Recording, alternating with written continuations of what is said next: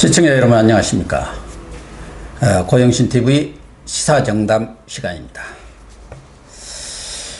여야 사당이 처리한 패스트트랙법에 대해서 한국당이 강력히 반발하면서 장외투쟁을 이어가고 있는 가운데 문무일 검찰총장이 패스트트랙법, 그중에서도 검경 수사권 조정과 관련한 법들은 민주주의 원리에 어긋난다며 이렇게 강력히 반대 입장을 표명하면서 파문이 일고 있습니다.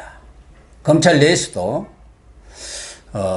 검찰을 토사구팽시키는 것이 아니냐는 그런 분위기가 일어나면서 자칫 검난으로 비화하는 것이 아니냐는 얘기까지 나오고 있습니다.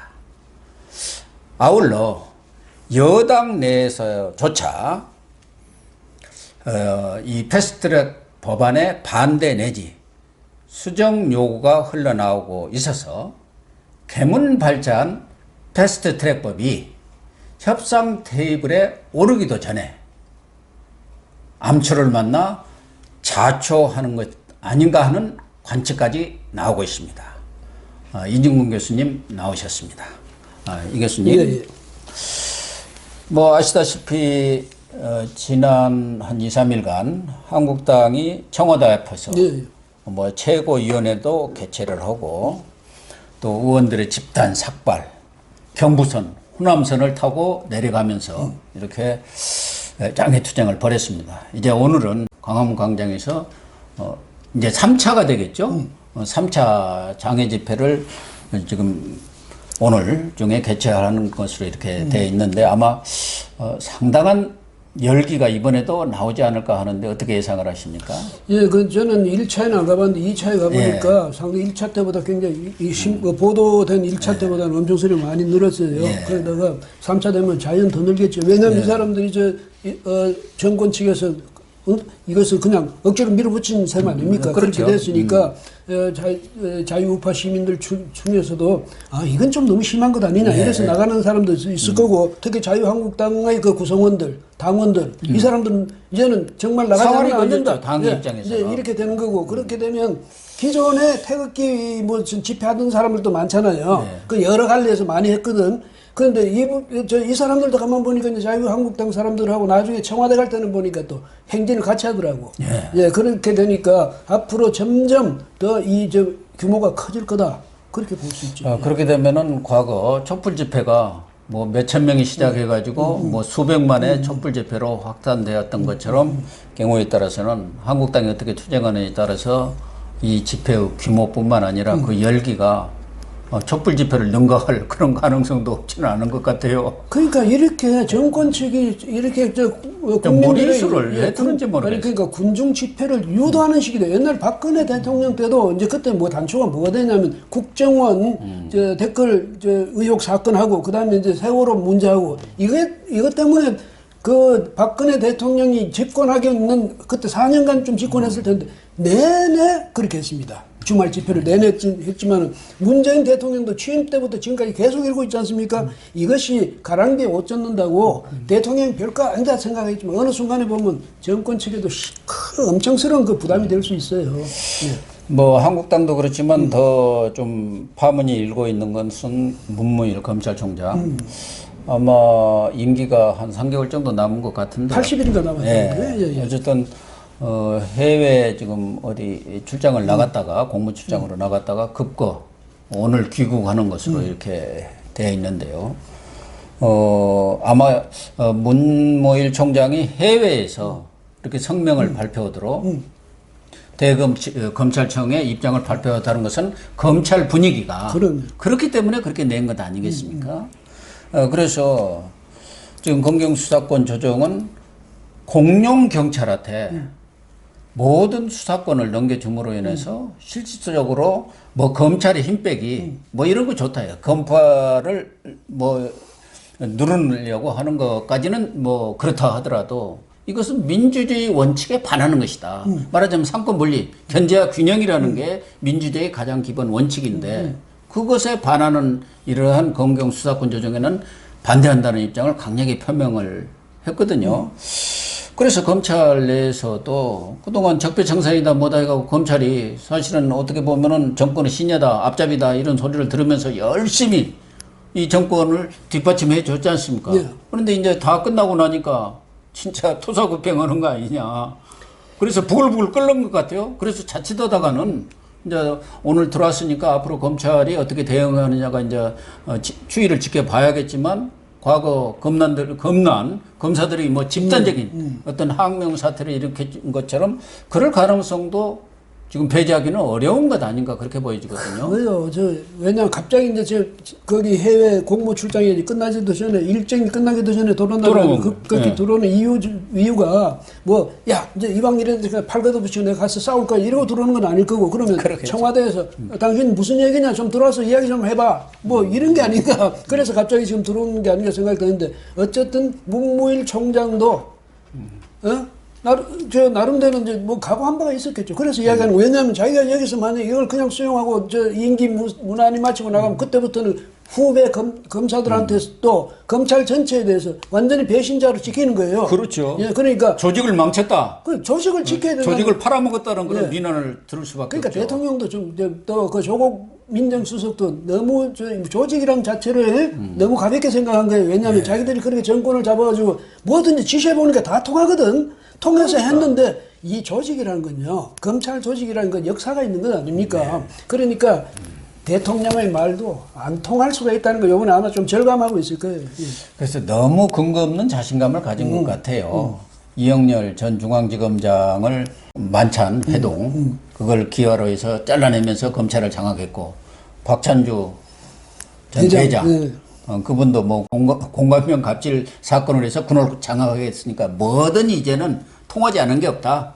힘으로 누르면 된다. 뭐 이런 생각을 했는지 모르겠는데 어쨌든 경우에 따라서는 문무일 검찰총장이 자기의 명예를 지키기 위해서도 사표 카드를 낼 수도 있다 이런 얘기까지 나오더라고요. 그러니까요. 그 다음에 무슨 문제가 있냐. 이번에 공수처법도 보면 만만한 게 뭐라고 말이죠. 검사, 판사 이 사람들은 전부 기소권까지 갖도록 만드는 높은 사람들. 네. 뭐 높은 사람들은 또 어떻게 했냐면 전부 이제 기소권을 배제시켰어요. 아니 대통령 친인척이고 국회의원들은 기소권에서 배제한 거 아닙니까? 배제하고 무슨 그 사람들이 제일 중요하고 꼭 들어가야 할 사람들인데 안 꼽는 찐빵이 됐다니까요. 그러니까 기관장들은 전부 배제해줬어요.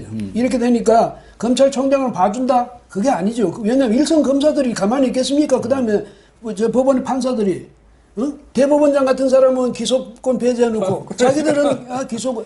그러니까 지금 이 조직이 어떻게 움직일지 아직 예상을 못해요. 그러니까 법원도 지금 판사들이 가만히 있겠습니까? 왜냐하면 아니 얼마 전에 법원에서도 지금 어딥니까 부산 그 지법인가요? 그 부장판사 부장판사가 이 그거에 대한 반박 그 글을 올렸지 않습니까? 김태규 씨죠 부산지법 부장판사. 공수처가 완전히 앞으로는 판사, 검사 이런 사람들을 통제하는 기관으로 변할 수밖에 없다. 조금 더 이게 좀 우리가 좀 더 좀 과하게 생각하면 뭐냐면 옛날에 프랑스 대혁명 때 공안위원회나 보안위원회 같은 역할을 안 한다고 누가 보장합니까? 게스타프 역할을 하는 거예요. 무조건 불러다가 너 죄 있어. 북한에서는 그런 것을 조직 지도부가 하지 않습니까? 그 불러다가 너 죄 있어. 이러면 그걸로 끝나는 거예요. 그다음에 우리가 너 기소해. 그러면 혁명 이거 이 뭡니까 이 공수처가요. 이제 자기들이 맨날 그 촛불혁명으로 됐다니까 촛불혁명 정부의 혁명 검찰이 되는 겁니다. 이렇게 되면 정말 앞으로요 죄인 만들기가 더 쉬워지는 거거든. 약간만 어떻게 하면 너 수사 좀 하자 이렇게 불러다가 너 기소 좀 하자. 그다음에 법원에 꼼짝 못해요. 판사가 그 누굽니까 그 성판사 누가 탄핵한다고 그러니까 예. 그래가지고 사람을 억압해놓고 말이죠. 이런 식으로 하면 정권이 입법, 사법, 행정권을 다 장악하면 그 다음에 이렇게 되면 이게 상권 분립의 대통령이 어제 말했는데 헌법을 가장 중요한 거 헌법을 어기는 건 절대 안 된다. 이렇게까지 강조해놓고 이 헌법 규정에 헌법 정신에 위배되게 상권을 대통령이 다 장악하는 셈 아닙니까? 이건 헌법 위반 아닙니까? 이거는? 그러니까 절대 권력은 절대 부패한다. 네. 영국의 뭐 액등경. 로드 액팅경이 한 얘기입니다만은 이 공수처라는 것은 한번 설치가 되면은 물론 지금까지 검찰이 너무 지나친 월권이랄까 뭐 이렇게 수사권을 기소권을 남용한 측면이 있어서 검찰의 어떤 그 견제를 한 공수처가 필요하다. 그런데 그 공수처라는 것은 국민의 권익을 보장하기 위해서 그 필요한 거거든. 그렇게 해서 처음에 그 취지로 나온 것이에요. 그리고 이제 대통령 친인척이라든가 이런 경우는 누가 수사하기가 좀 꺼리니까 이런 기관을 둬갖고 거기서 공정하게 아주 엄하게 수사를 할 수 있도록 하자 그런 얘기였는데 그건 싹 빼버려고 이 공수처가 공수처가 꼭 필요한 이유가 뭐냐면요. 다른 거 없어요. 대통령, 청와대 네. 참모들, 그다음에 대통령 친인척 이것 때문에 하는 거지. 법원 판사나 검사나 이 사람들은 법이 없어서 못 합니까? 지금까지도 판사도 많이 잡아넣었잖아요. 아니 대법원장을 잡아넣는데 무슨 판사가 문제니까 그러니까, 대통령 두 사람 전직 대통령도 잡아놓고 아니 지금은 중요한 것은 지금까지도 검사에 대해서 검찰에 대해서 국민들의 비난은 검찰이 정치적 중립을 지키지 않고 권력의 그런 지시 하명에 따라서 그냥 막 싹쓸이 수사 표적 수사 이런 걸 하는 것이 지금 문제가 되어왔던 거 아닙니까? 예. 그런 것을 사실은 그냥 제도적으로 이 정부가 안 하면 되는 거예요. 그리고 공정하게 수사를 해라. 그리고 인사권도 대통령이 안 오고 당신들이 그 검찰총장도 제대로 뽑아라든가 뭐 하면 이런 일이 없어요. 예. 그런데 지금 또 하나는 문제가 되는 것이 이제 공수처를 설치해 놓으면은 모든 권력기관이든 정부기관과는 서로 견제와 균형이 있어야 하거든요. 통제를 할 수 있는. 이 조직에 대해서는 다른 조직에서 통제가 돼야 해요. 그래서 감사원도 있는 거고, 뭐, 밖에서, 그런 기관 밖에서 하는 게 이제 언론이 예. 그런 역할들을 하는데, 이 공수처의 경우는 아무런 통제 기관이 없는 거예요. 그러니까 대통령의 지시만 받으면 되게 되어 있다. 그러니까 상권분립 정신이 위반하는 거예요. 예. 왜냐하면 이런 견제받지 않는 기관을 어떻게 정부가 만들 수 있습니까? 그러니까 이게 말이 안 되죠. 예. 그래서 이 무슨 얘기냐면 이 현 정부는 공수처 같은 이런 걸 만들어 가지고 그걸 가지고 대통령의 권한을 더 강화할 생각하지 말고 자신들이 정말로 양심이 있다면 대통령과 이 대통령 친인척 민정수석을 비롯한 청와대 이 보좌진들 이 사람들을 어떻게 이 사람들이 혹시 비리라든지 범죄 행위가 발생했을 때 어떻게 그것을 효과적으로 징벌하느냐 여기에 대해서만 고민을 좀 해가지고 해야지 이 정권 측이 이런 식의 권력기관 하나씩 더 만든다는 거 지금 말씀하셨잖아요. 그게 국민 위해서 하는 거겠습니까? 국민을 오히려 옥죄는 수단이 됩니다. 수사기관이 그럼요. 더 큰 수사기관이 자꾸 늘어나는 거예요. 그러니까요. 예, 이렇게 되면 오히려 수사를 줄이고 국민의 권익을 보호하는 쪽으로 이렇게 방향이 서야 하는데 원래 그런 취지는 다 어디로 가버리고 아주 강력한 칼자루만 대통령이 쥐는 꼴이 됐다니까요. 그러니까 이렇게 될 것 아닙니까? 조금 더 있으면 이제 또 나올 거예요. 공수처, 예? 공수처에 대한 수사, 공수처 이제 견제역에서 또 다른 기관 하나 만들어야지. 공수처 이제 무슨 뭐 감시위원회라든지 공수처 무슨 이런 식의 그러니까 이 현 정권 측에서 권력기관 하나씩 만들 때마다 그만큼 국민들의 자유는 예? 국민들의 권익은 오히려 더 위축될 수 있다. 이건 뭐 역사가 증명해주는 얘기예요. 그러니까 대통령 청와대가 괜히 이런 걸 가지고 국민들 속이려고 생각하지 말고 양심을 가지고 이런 법은 포기해야 됩니다. 그럼 포기하는 방법이 뭐냐? 지금까지 그 난리 피워놓고 어떻게 포기하느냐? 그냥 슬슬 끌면 되는 거예요. 시간 끌다가 정권 넘어갈 때까지 안 하면 되는 건데 이 사람들이 이것도 기어이 해내려고 그럴 거예요. 그러고 보세요. 그러고 나면 앞으로 어떻게 되면 권력기관 내부에서도 아마 이것 때문에 굉장히 논란이 많을 거예요. 법원이나 검찰도 물론이지만은 정당 측에서도 예? 이게 날 거야 아닙니까? 그래서 저는 문무일 검찰총장이 뭐 반발하는 제스처는 취했습니다만은 저는 큰 기대는 하지 않습니다. 이분이 그동안 권력 앞에 뭐 한마디 제대로 해본 적 없어요. 뭐 아까도 얘기 나왔지만 자칫하다가는 후배 검사들한테 두고두고 욕먹을 것 같으니까 한마디 한 거 아닌가 하는 생각도 드는데 사실상 문무일 검찰총장에 대해서는 투명 검찰총장이다. 허수아비 검찰총장이다. 실질 검찰총장은 윤석열 서울중앙지검장이 하고 있다. 그런 말들이 뭐 검찰뿐만 아니라 일반에서 다 회자되고 있지 않습니까? 다만 이분이 진짜 진정성을 갖고 접근한다면은 이 사표 제출 카드 이건 뭐 3개월 안 남았으니까 별거 아니라고 하더라도 검찰총장이 이거 던진다 하면은 그것은 그 신호탄이 되는 거죠. 검사들 너 가만히 있지 말라. 말하자면은 검난으로 갈 가능성도 배제할 수 없어요. 문무일 총장으로서 좀 또 마음에 걸리는 게 이걸 거예요. 내가 던질 수는 있는데 뭐 이게 임기가 아까워서 못 던지는 건 아닌데 이래놓으면 또 거기도 또 별건 수사하게 들어가는 게 문 당신은 뭐 깨끗해 안 볼까? 이렇게 되면 이게 큰일인데 문제는 그러니까. 어쨌든 문 총장이 지금 이야기한 거 그것만 해도요. 파급 효과는 엄청납니다. 왜냐하면 당장 자유한국당이 당장 이제 오늘 집회에서 다 이야기할 거 아니에요. 전에도 지금 계속 황교안 대표 문무일 총장까지 반대하고 나섰지 않냐 이렇게 지금 그러니까 그렇게 되면 문 총장으로서도 나름대로 자기 역할은 했는데 그분 입장도 이해는 해줘야 되는데 괜히 와서 뭐 사표 내라 소리까지는 안 하는데 혹시 와서 그 뜻이 아닙니다. 내가 그 뜻이 아니고 잘하자는 이야기입니다. 이렇게 해버리면 이게 또 그렇거든. 그래서 문 총장도 이번에는 좀 올곧게 검사들은 이미지가 뭡니까? 검사 이미지라는 것은 올곧다는 것 아닙니까? 그죠? 꼿꼿하다. 예?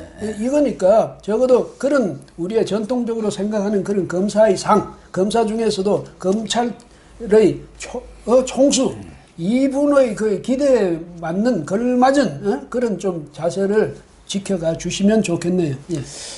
근데 뭐 문무일 총장도 그렇습니다만은 여당 내에서 민주당 내에서도 지금 딴소리들이 나오기 시작을 하고 있거든요. 뭐 김영춘 전 해수부 장관이죠. 부산 진구가 지금 지역구고 현역 의원이죠. 이분도 선거법은 그건 게임의 규칙이기 때문에 여야 합의로 처리한다 이렇게 얘기를 하고 있고 조홍천 의원 이분은 과거에 청와대에서 공직기강 비서관을 했지 않습니까? 그 유명한 정윤회 문건 사건으로 나오신 분이고 문재인 대통령이 공천을 직접 준 사람이 영입해가지고. 근데 이분도 검경수사권 이 부분에 대해서는 이의를 제기하고 났었고 자기는 이거 반대다. 지금 같은 검경수사권이 돼가지고 경찰이 공룡화되고 거기다 정보 경찰까지 다 합쳐져가지고 과거에 국정원을 하던 일까지 다 하게 되는 그런 경찰이 돼가지고는 이건 통제불능인 그런 조직이 된다. 그래갖고 그것도 반대하고 있고 금태섭 의원, 그분은 이분은 또 전에 안철수, 아주 최측근이었죠. 예, 측근이었죠. 이분도 공수처. 이거 공수처가 왜 필요하냐 그런 입장인 것 같아요. 아니 검찰 제대로 정치적 중립만 지키면 되지. 지금 같으면은 대통령 지지적 다 빠지고 그런 공수처 왜 만드냐 이런 얘기들이 지금 흘러나오고 있어요. 그러다 보니까 또 문팬들 있지 않습니까? 친문 지지자들이 배은망덕이다, 배신자다, 검은머리 짐승이다, 공천 주지 말라, 동네 양아치다. 진짜 입에 담기 어려운 욕들을 지금 해대고 있는 것 같은데 이것은 결국은 여당 내에서도 말은 못하지만 청와대의 뜻이니까 워낙 강하게 밀어붙이니까 말은 못하지만 상당수 의원들이 이런 패스트트랙법에 대해서 반대하고 있다는 반증 아니겠습니까? 이른바 진보라는 사람들의 말은 이른바 보수라는 사람들이 바로 말하자면 개인에 대한 충성 이걸 이야기하는 겁니다. 그다음에 진보라는 사람들은 그게 아니죠. 제도라든지 이 국민이라든지 이런 사람에 대한 충성 이런 걸 이야기해야 될 텐데 지금 자기들이 배은망덕해 은혜를 모른다. 그거 문 대통령한테 왜 충성을 안 하느냐 이 말이거든. 이 사람들이 과연 진보라고 말할 수 있습니까 스스로가?